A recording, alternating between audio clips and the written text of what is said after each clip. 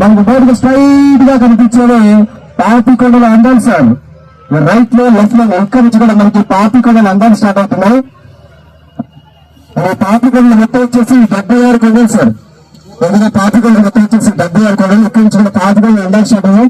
And పాపికొండలో చూసారు గోదావరి వెడల్పు మనకి చాలా తక్కువ కొట్టేసి. అండ్ మనం స్టార్ట్ అయిన ప్లేస్ దగ్గర పోచవరం బోటింగ్ పాయింట్ దగ్గర గోదావరి వెడల్పు వచ్చేసి 8 కిలోమీటర్ నుంచి ఒక 1 కిలోమీటర్ వరకు ఉంటుంది.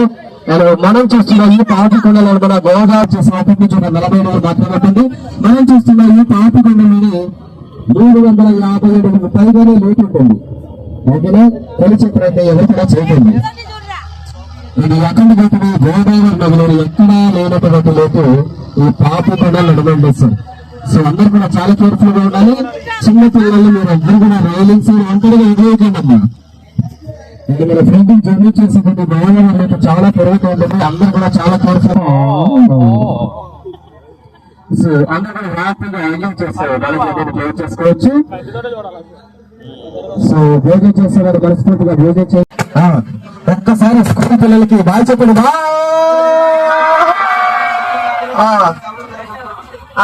రావాలక్క మళ్ళీ అక్కడ కలుసుకుందాం. చూసారండి పిలుస్తారు పిల్లలు. ఓకేనా, బాయ్ నానా, బాయ్.